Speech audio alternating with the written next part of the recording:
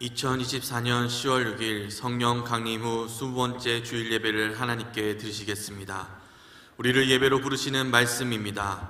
내가 달려갈 길과 주 예수께 받은 사명 곧 하나님의 은혜의 복음을 증언하는 일을 마치려 하면은 나의 생명조차 조금 더 귀한 것으로 여기지 아니하노라. 하나님 아버지, 거룩한 주일 예배로 주님께 나아갑니다. 홀로 영광 받으시옵소서. 성령 충만케 하사 평안을 누리게 하옵소서. 예수님의 이름으로 기원합니다. 아멘.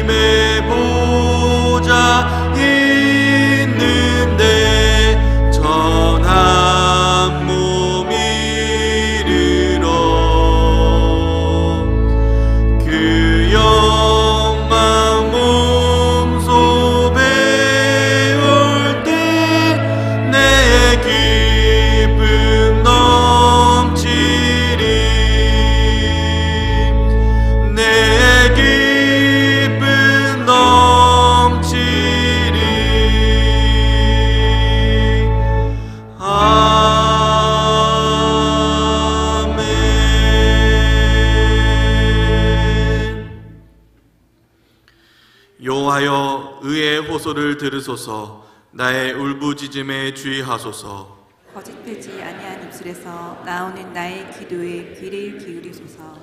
주께서 나를 판단하시며 주의 눈으로 공평함을 살피소서. 주께서 내 마음을 시험하시고 밤에 내게 오셔서 나를 감찰하셨으나 흠을 찾지 못하셨사오니 내가 결심하고 입으로 범죄하지 아니하리이다. 사람의 기사로 논하면 나는 주의 입술의 말씀을 따라 스스로 삼가서 포악한 자의 길을 가지 아니하였사오며 나의 걸음이 주의 길을 굳게 지키고 실족하지 아니하였나이다. 하나님이여 내게 응답하시겠으므로 내가 불렀사오니 내게 귀를 기울여 내 말을 들으소서. 주께 피하는 자들을 그 일어나 치는 자들에게서 오른손으로 구원하시는 주여, 주의 기이한 사랑을 나타내소서. 아멘.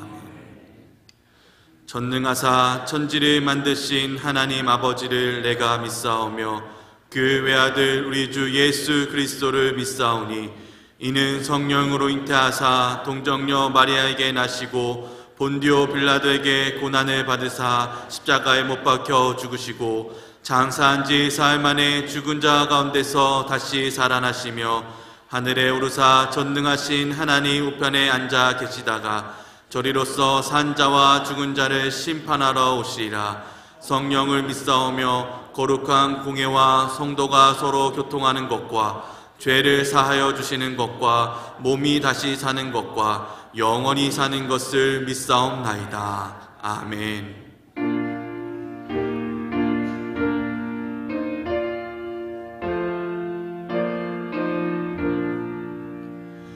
이 천지가 만물들아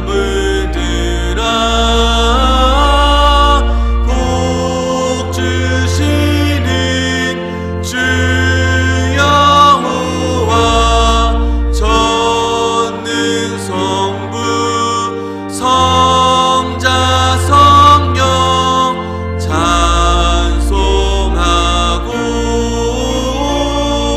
찬송하세.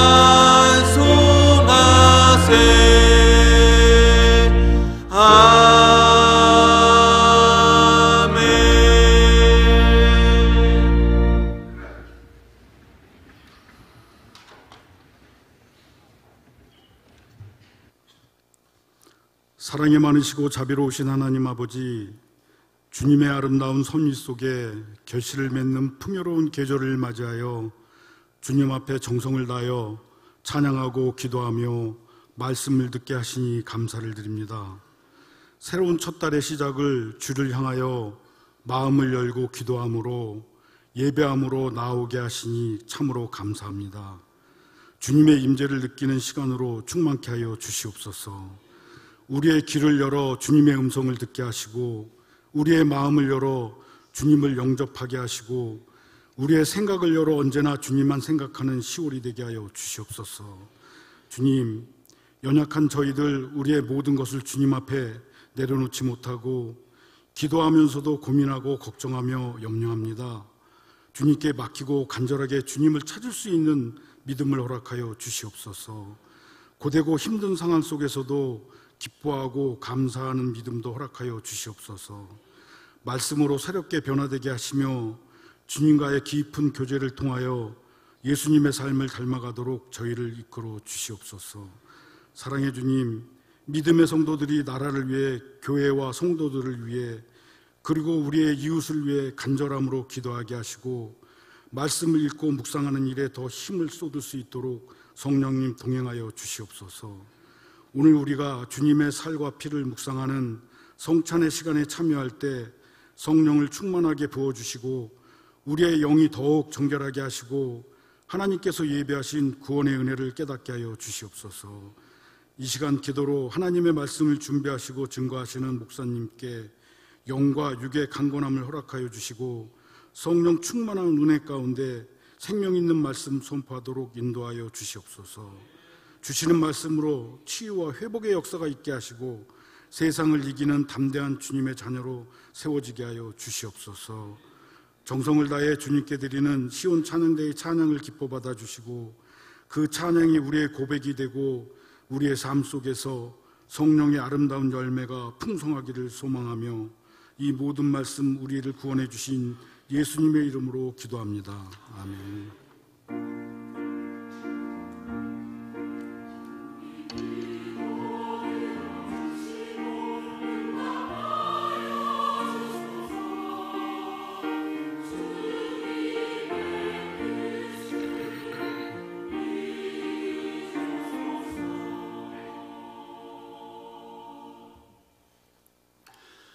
오늘 우리에게 주시는 하나님의 말씀은 사도행전 21장 7절에서 16절의 말씀입니다. 신약성경 224면에 있습니다. 사도행전 21장 7절에서 16절의 말씀입니다. 두로를 떠나 항해를 마치고 둘레미아에 이르러 형제들에게 안부를 묻고 그들과 함께 하루를 있다가 이튿날 떠나 가이사랴에 이르러 7 집사 중 하나인 전도자 빌립의 집에 들어가서 머무느니라. 그에게 딸 넷이 있으니 전혀로 예언하는 자라. 여러 날 머물러 있다니 아가보라 하는 한 선지자가 유대로부터 내려와 우리에게 와서 바울의 띠를 가져다가 자기 수족을 잡아매고 말하기를 성령이 말씀하시되 예루살렘에서 유대인들이 이같이 이 띠 임자를 결박하여 이방인의 손에 넘겨주리라 하거늘 우리가 그 말을 듣고 그곳 사람들과 더불어 바울에게 예루살렘으로 올라가지 말라 고나니 바울이 대답하되 여러분이 어찌하여 울어 내 마음을 상하게 하느냐 나는 주 예수의 이름을 위하여 결박당할 뿐 아니라 예루살렘에서 죽을 것도 각오하였노라 하니 그가 권함을 받지 아니하므로 우리가 주의 뜻대로 이루어지이다 하고 그쳤노라. 이 여러 날 후에 여장을 꾸려 예루살렘으로 올라갈새 가리사야의 몇 제자가 함께 가며 한 오랜 제자 구브로 사람 나손을 데리고 가니 이는 우리가 그의 집에 머물려 함이라. 아멘.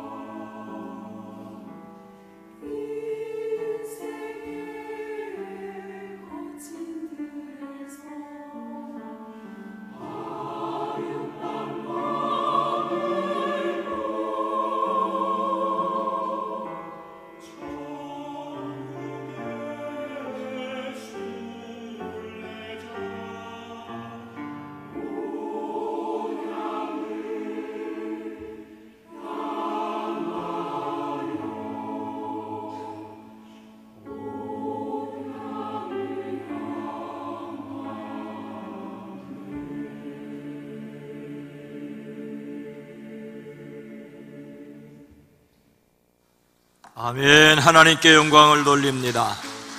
섬겨주신 시온 찬양이 돼도 감사합니다. 박수 한번 해주시죠. 이 시간 이 예배에 참여한 여러분 모두를 주의 이름으로 환영하고 사랑하고 축복합니다.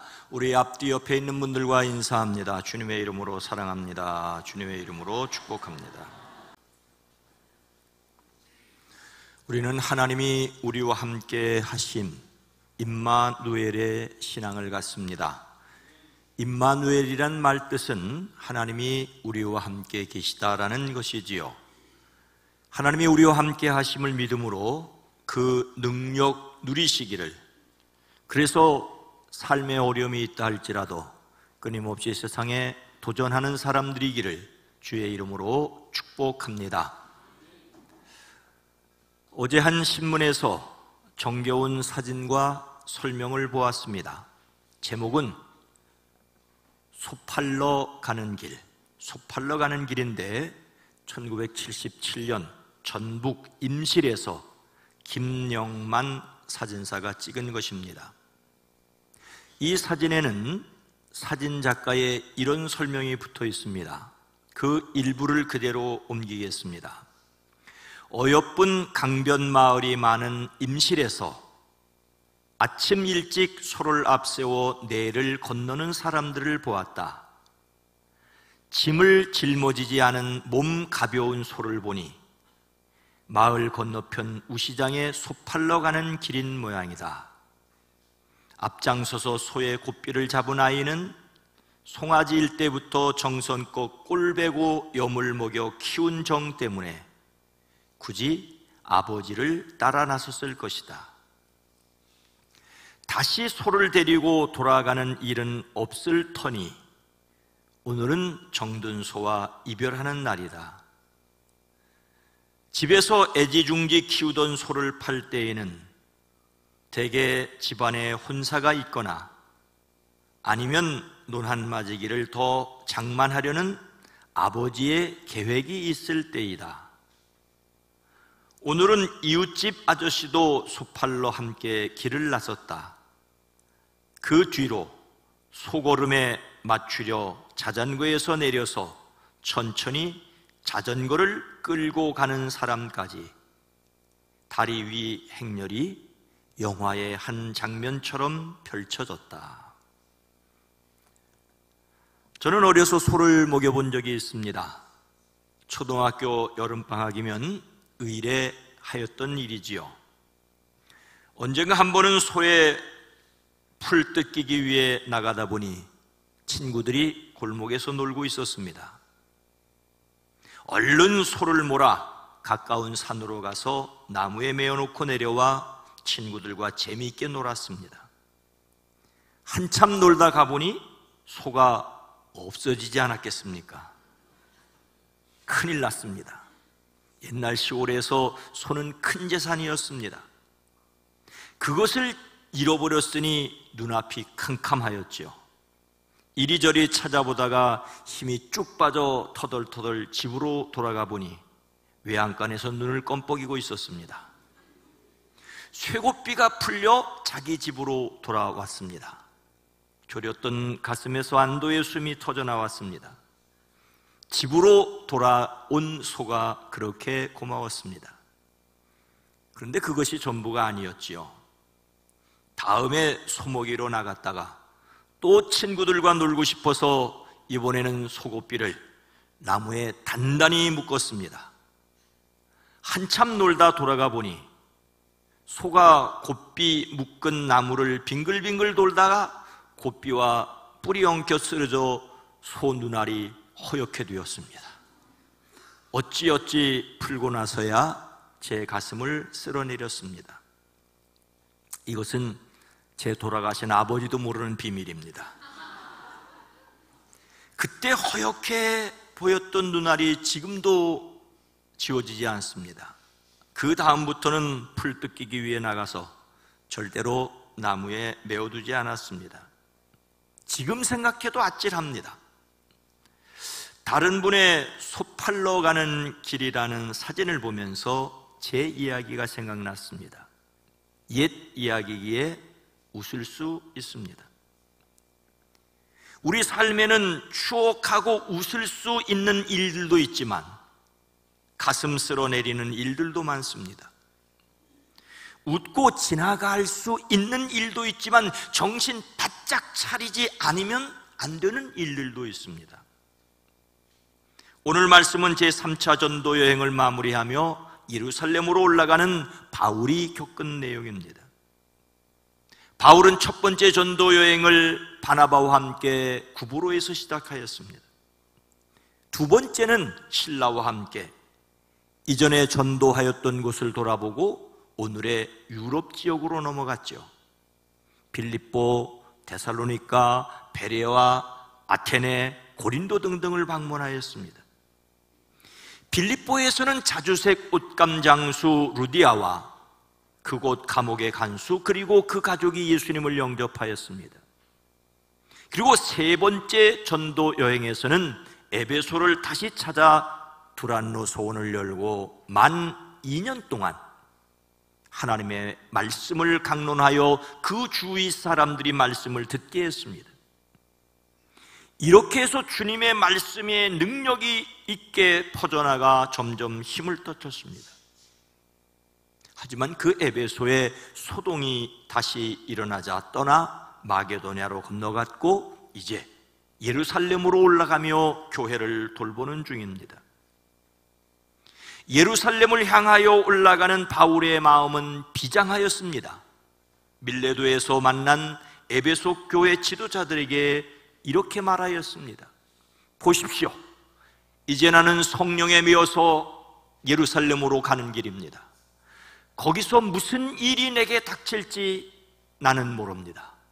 다만 내가 아는 것은 성령이 내게 일러주신 것뿐인데 어느 도시에서든지 투옥과 환난이 나를 기다리고 있다는 것입니다. 그래서 바울은 어떻게 하겠다는 것입니까?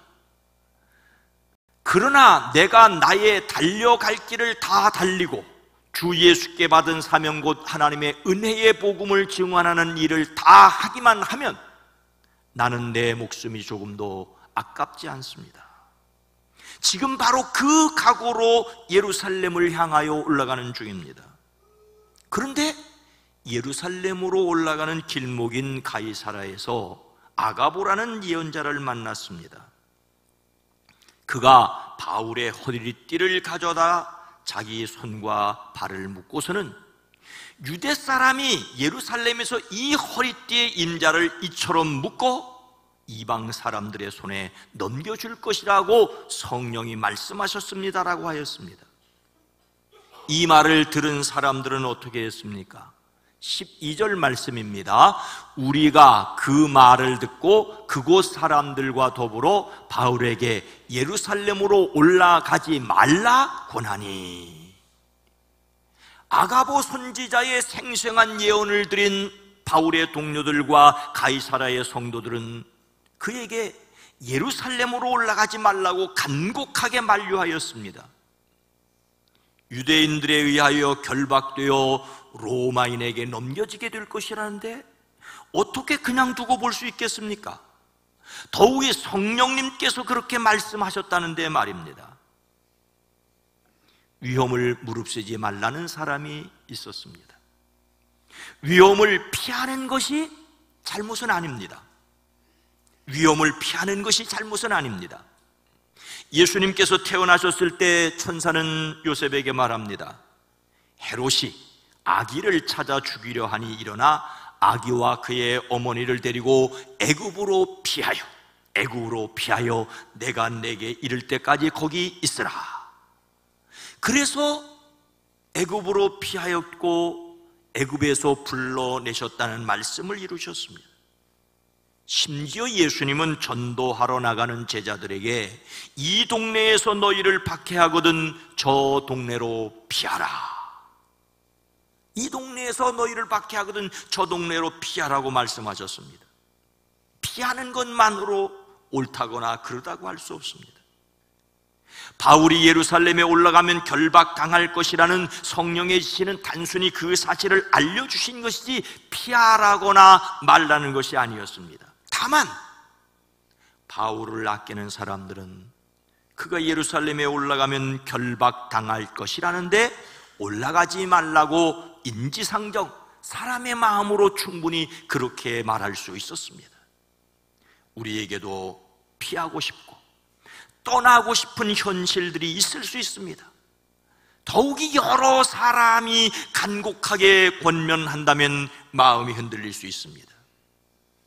하나님의 뜻을 따라 물러서야 할 때도 분명히 있습니다. 인간적으로 물러서고 싶을 때도 있습니다. 그래서 더욱 하나님의 진정 바로 이때 이 상황에서 무엇을 원하시는지를 깊이 생각할 수 있는 저와 여러분이기를 주의 이름으로 축복합니다. 예루살렘으로 올라가는 것 말리려는 사람들에게 바울이 이번에 밝힌 각오는 무엇입니까? 13절 말씀입니다. 바울이 대답하되 여러분이 어찌하여 울어 내 마음을 상하게 하느냐?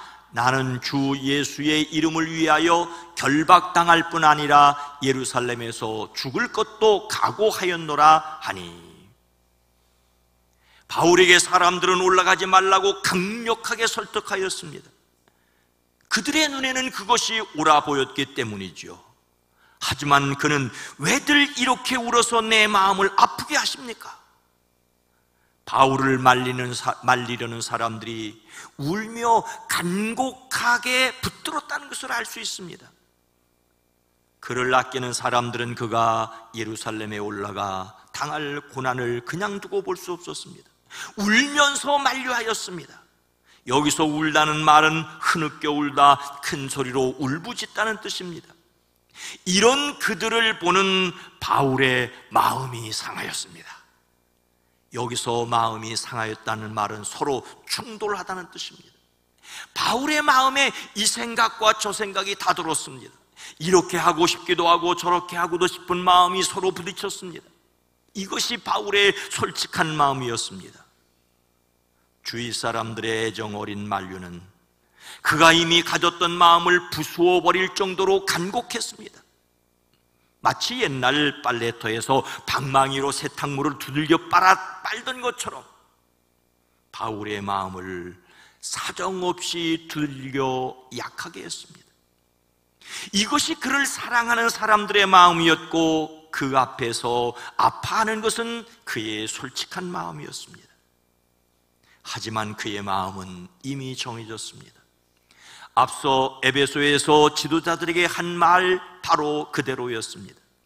이번에는 고난 속으로 그대로 들어가겠다고 합니다. 나는 주 예수님의 이름을 위하여 예루살렘에서 결박을 당할 뿐만 아니라 죽는 것까지도 각오하고 있습니다. 어떤 어려움이 있어도 예루살렘에 올라가겠다는 바울의 굳은 각오입니다. 여기서 각오한다는 말은 언제든지 할 수 있도록 준비되어 있다는 뜻입니다. 그동안 죽음이 두려워서 피했던 그가 아니었죠. 항상 언제나 마음에 각오하고 있었습니다. 예수님을 위해서라면 복음을 증거하는 일이라면 부끄럽게 보여도 도망칠 수도 있었고, 그러나 이번에는 죽는 것도 마다하지 않겠다는 것입니다. 예수님을 위하여 죽을 것도 각오하였습니다. 복음을 전하기 위해 어느 도시에 들어가기도 하고 물러서기도 했었습니다. 그때마다 기준은 복음 전하기였습니다. 그는 전도하기 위해 사람들에게 다가서는 것을 망설이지 않았습니다. 그리고 더 이상 전도할 수 없다면 비겁하게 도망쳤다는 비난 듣는다 해도 아랑곳하지 않고 미련 없이 그곳을 떠났습니다. 하지만 이번에는 죽음을 각오하고 예루살렘으로 올라가겠다고 하였습니다. 마치 예수님께서 예루살렘으로 올라가시던 장면을 연상케 합니다. 예수님은 세례자 요한이 잡히셨음을 듣고 유다를 떠나 갈릴리로 물러나셨습니다. 예수님을 죽이려고 하는 사람들이 있었기 때문이죠. 하지만 십자가를 지기 위해 예루살렘으로 올라가시는 것을 또한 주저하지 않으셨습니다. 칼날이 나를 기다리고 있는 한, 내가 그 칼날을 향해서 나아가리다. 내 앞에는 오직 일사가구의 길만이 있을 뿐입니다. 이 말은 일제강점기에 신사참배에 반대해 갖은 고문을 당하면서도 신앙을 지켰던, 민족을 위해 끝까지 저항했던 주기철 목사님의 말입니다. 47세 젊은 나이에 감옥에서 죽음을 각오하며 유일하게 남긴 유산은 일사가고라는 네 글자로 요약할 수 있었습니다. 주기철 목사님은 신앙을 위해서 죽은 순교자이자 나라를 위해 죽은 순국자이기도 합니다. 그가 하나님을 처음 만났을 때에는 13살이었습니다. 그때는 일제가 조선과 합방하여 나라를 이룰 때였습니다. 그가 안수받던 1925년에는 서울 남산에 조선신궁이 세워졌습니다. 일제는 그들의 천황이 사는 곳을 향해 궁성요배와 신사참배를 강요했습니다. 이에 일사가고 정신으로 신사참배를 반대했습니다. 그러나 광복 1년을 앞둔 1944년 47에 순교하십니다. 1935년 9월 선교 50주년 기념 부흥사경회에서 주기철 목사님은 일사가고라는 제목으로 설교하셨습니다. 그 내용은 예수를 따라서의 일사가고, 남을 위해서의 일사가고, 부활 진리를 위해서의 일사가고였습니다. 고난을 내가 피하다가 이 다음 내가 무슨 낯으로 주님을 대하리까라고 하였습니다. 그리스도인들은 주님의 이름을 위하여 순교자의 길을 걸어야 합니다. 그러나 인간적으로 결코 만만치 않습니다. 무슨 핑계를 대서라도 피하고 싶고 어떻게 말을 꾸며서라도 도망치고 싶은 것이 보통 마음입니다. 더군다나 말리는 사람이 있으면 못 이기는 척 슬그머니 주저앉고 싶을 수 있습니다. 그러나 베드로의 만류에도 불구하고 예수님은 고난의 길을 가셨습니다. 사람들의 만류에도 불구하고 사도 바울은 그 길을 따랐습니다. 그래서 우리도 가야 합니다. 고난 받을 것을 성령님께서 말씀하셨다면 능히 그 길을 감당할 힘도 성령께서 주실 것을 믿습니다. 성령님의 도우심으로 자신에게 주어진 사명의 길을 비록 좁은 길이라도 각오하는 사람들이 되어지기를 주의 이름으로 축원합니다. 어려움 앞에서 사람들은 피하라고 권면합니다. 하지만 바울은 맞서겠다고 합니다. 그러면 억지로라도 그를 다른 곳으로 옮겨야 했을까요? 그런데 어떻게 했습니까?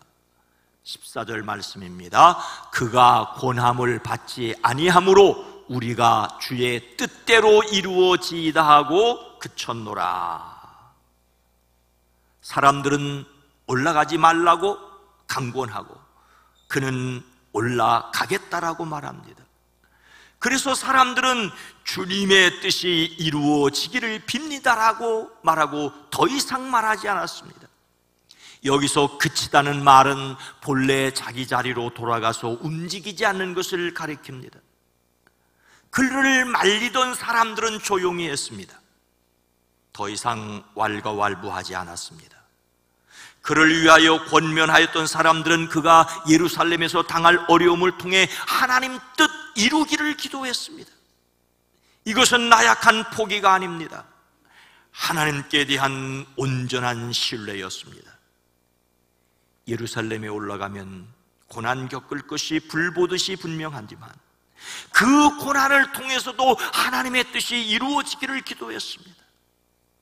그들은 그들의 권면을 받아들이지 않는 바울에게 마음대로 해보시오라고 돌아서지 않았습니다. 자기들 말 받아들이지 않는 것을 괘씸하게 여기거나 섭섭하게 여기지 않았습니다. 진심으로 사랑하기에 고난의 길인 예루살렘으로 올라간 일을 말렸지만 올라가겠다면 그 일을 통해서도 하나님의 뜻이 이루어지기를 바랐습니다.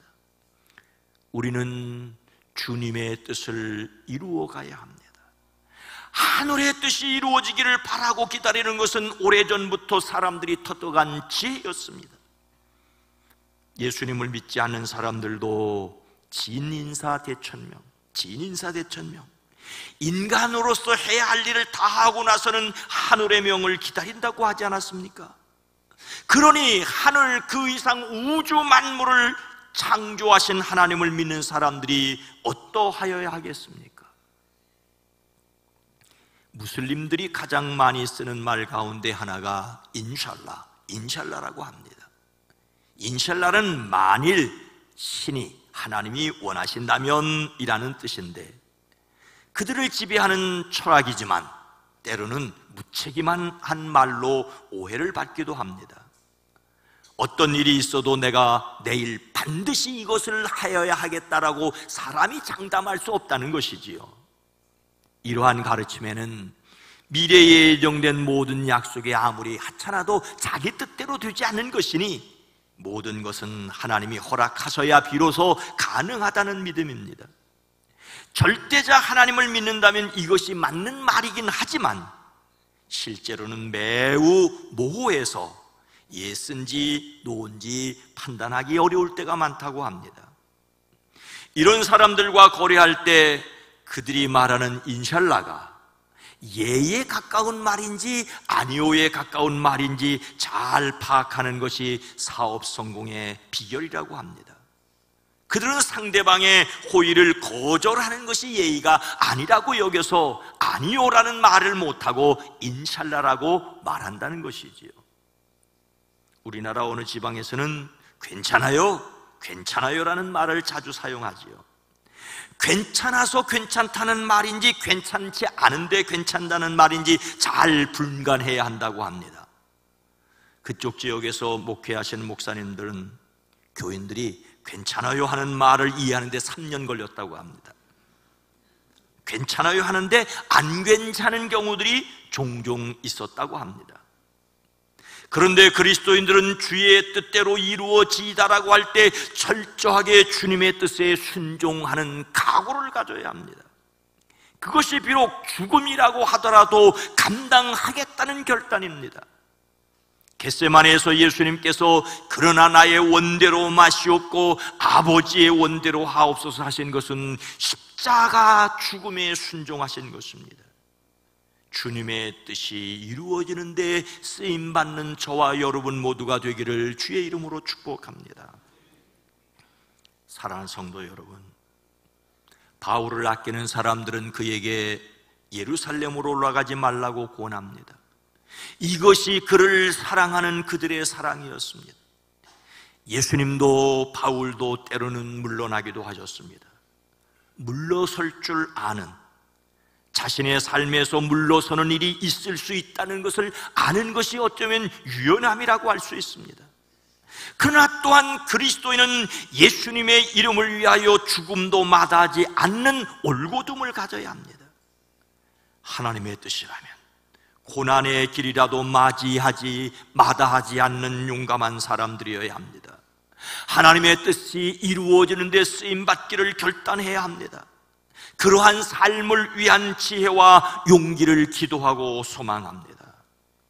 모든 일을 통하여 이루어져야 할 것은 하나님의 뜻입니다. 예수님의 이름을 위하여 어려움도 기꺼이 감당하기를 각오해야 합니다. 우리는 예수님의 십자가와 부활을 통하여 이미 하늘에 앉은 사람들이기 때문입니다. 하늘에서 이루어진 것 같이 땅에서도 이루어지는 것이 우리의 남은 소망이어야 합니다.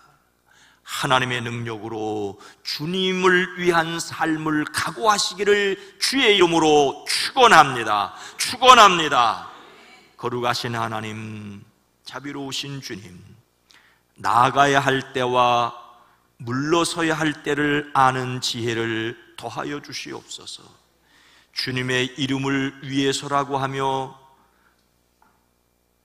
우리의 생각을 드러내는 것이 아니라 때마다 일마다 거기 가장 적절한 시각을 우리에게 허락하시고 용기를 허락하여 주시옵소서. 예수님의 이름으로 간절히 기도드리옵나이다. 아멘.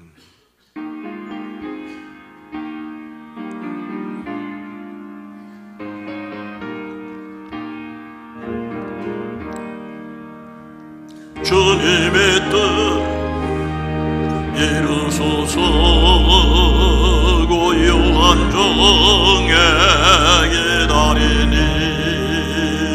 진흙과 같은 날 빚으사 주님의 형상 만드소서. 주님의 뜻을 이루소서. 주님 발 앞에 엎드리니 나의 맘속을 살피시사 눈보다 예하옵소서. 주님의 뜻을 이루소서.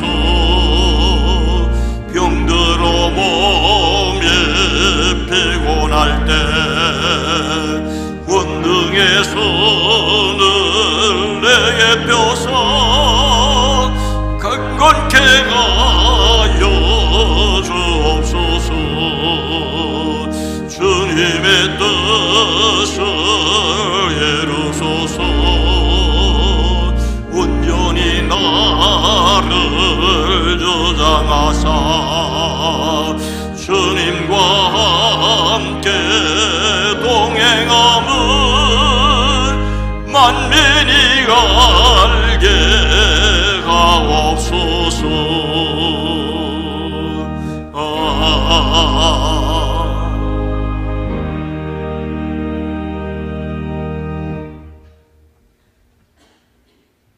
하나님 아버지, 무더위와 잠을 이루지 못하게 하는 열대야가 있었지만 선선함을 넘어 쌀쌀함이 우리의 피부에 와닿는 것을 느낄 때 우리로 하나님의 시간도 헤아려 알 수 있는 지혜를 더하여 주시옵소서. 때를 아는 지혜뿐만 아니라 그때에 적절히 행동할 수 있는 용기도 허락하여 주시옵소서. 10월의 첫 번째 주일, 이 주일에 함께 모여와 하나님 앞에 시간을 드리고 마음을 드리고 정성을 구별합니다. 하나님 앞에 드려지는 예물 위에 주의 복을 더하시되 소원과 기도와 간구 위에 주님 친히 응답하여 주시옵소서. 교회를 위해서 섬김을 받으시고 교회 학교 각부를 복되게 하시고 우리를 통하여 하나님의 뜻이 이 시대와 지역에 선포되어지게 하옵소서. 예수님의 이름으로 축복하여 간절히 기도드리옵나이다. 아멘.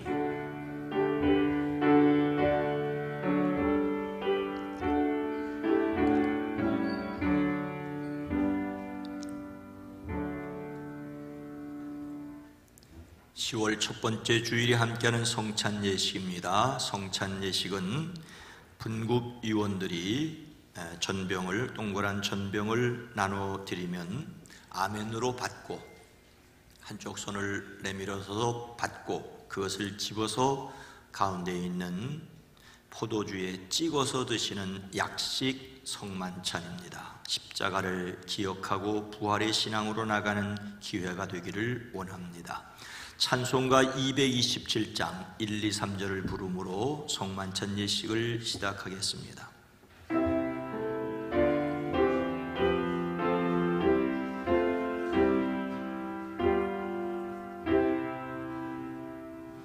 주 앞에 성찬 받기 위하여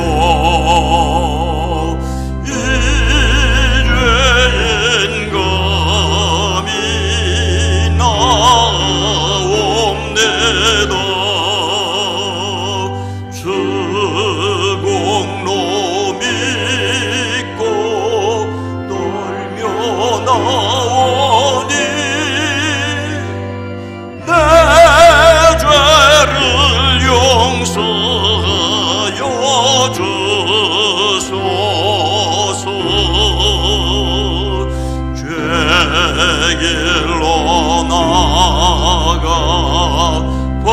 당황했으나 주 앞에 감히 돌아옵네다. 전혀 될 자격 내게 없어도 주 나를 용납하여 주소서. 한 번만 주의 음성 들어도 그 말씀 내게 능력 되어서 이 세상 마귀 유혹 이기고 원수의 비방 맞게 됩니다.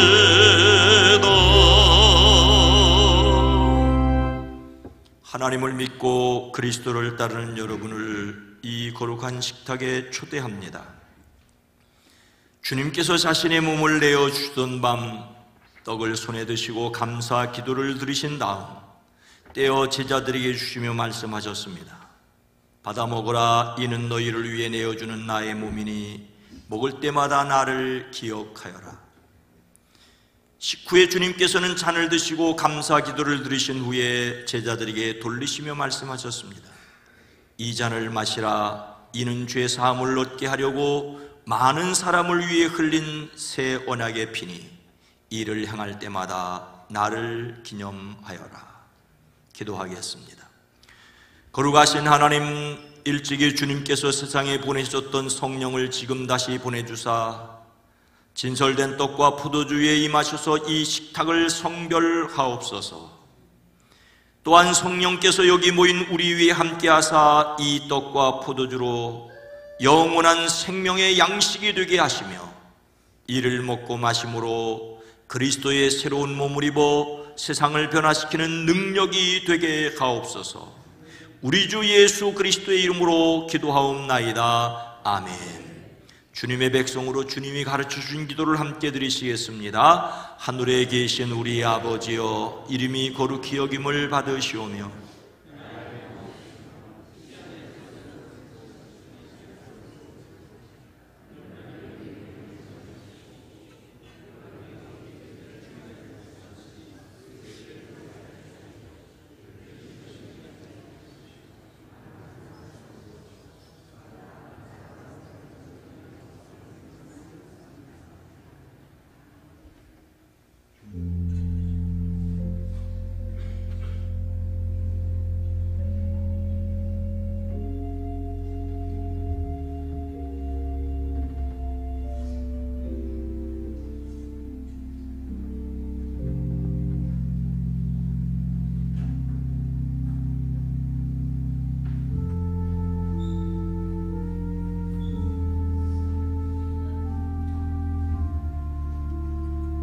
이 떡을 나눌 때에 우리는 그리스도의 한 몸에 참여합니다.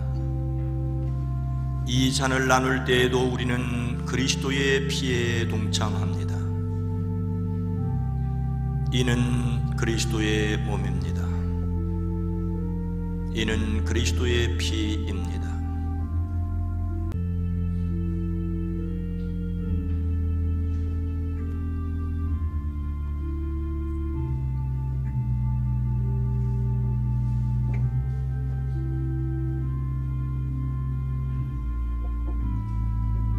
다 함께 찬송가 227장 4절과 5절을 부르시겠습니다.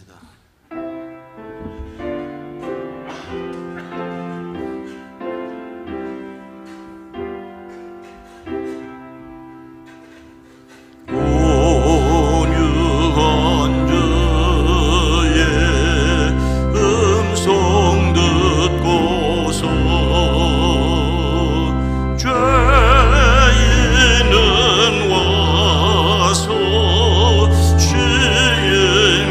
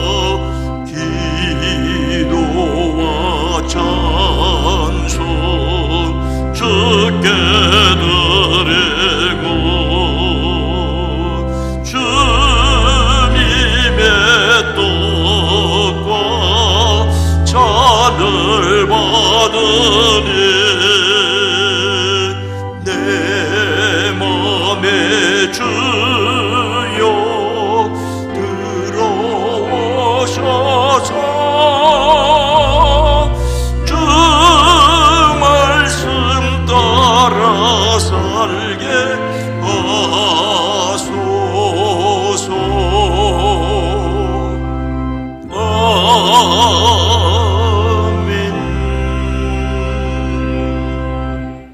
이제 다 함께 감사의 기도를 드리시겠습니다. 우리를 위해 생명을 주시는 하나님 아버지, 이 거룩한 신비에 감사드리오며 성령의 능력 안에서 새 사람이 되어 하나님 나라가 이 땅 위에 임할 때까지 그리스도 예수의 일꾼으로 살게 하옵소서. 2024년 10월을 살아가는 저희들에게 때를 분별할 수 있는 지혜와 결단할 수 있는 용기를 더하여 주시옵소서. 10월 한 달도 살아가는 성도들의 가정, 일터, 사업장, 기업이 복되게 하시고 자녀손들의 삶에 희망이 있어지게 하옵소서. 수능을 준비하는 우리의 자녀손들이 복되게 하옵소서. 이 나라 대한민국 한반도의 평화를 기도합니다. 남북한과 이 한반도를 둘러싸고 있는 세계 열강 속에서 자유와 평화가 지켜지게 하옵소서. 우리 주 예수 그리스도의 이름으로 간절히 기도드리옵나이다. 아멘.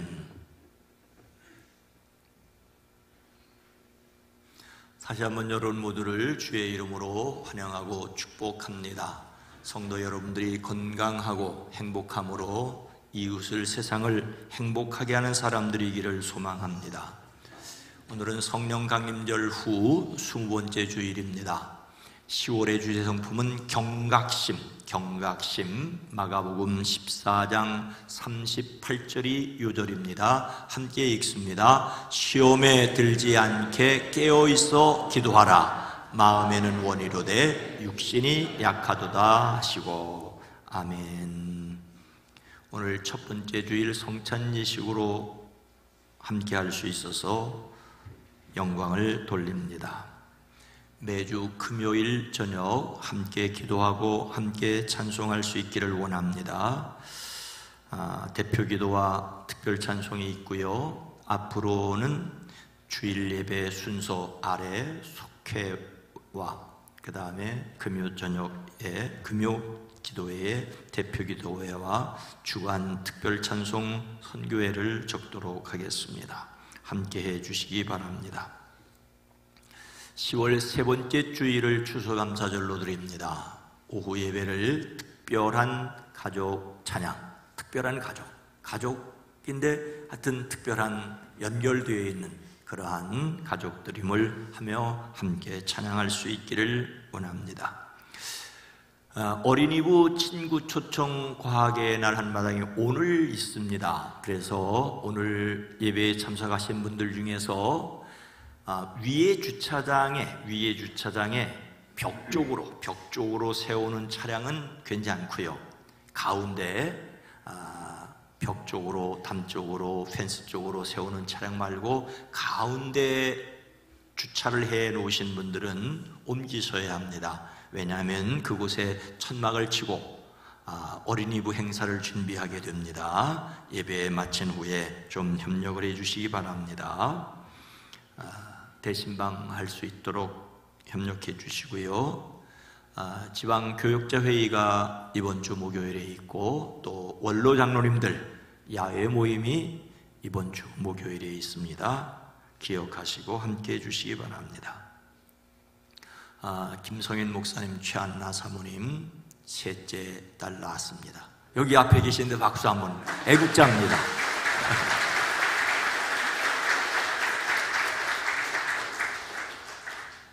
다 함께 일어나셔서 함께 찬송하겠습니다.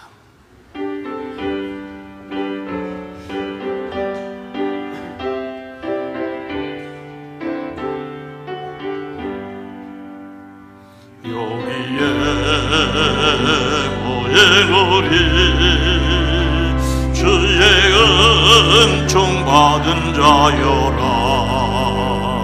주께서 이 자리에 함께 계심을 아노라. 언제나 주님만을 찬양하며 따라가리니 시험 할 때도 함께 계심을 믿노라. 이 믿음 더욱 크세라. 주가 지켜주신다. 오는 밤에도 주의 밝은 빛 인도하여 주신다. 성령의 도우심으로 예수님 이름을 위해 사는 삶을 각오하십시오. 아멘. 하나님 은혜로 하늘에 앉은 자 되었으니 땅에서도 주님의 뜻을 이루어 갑니다.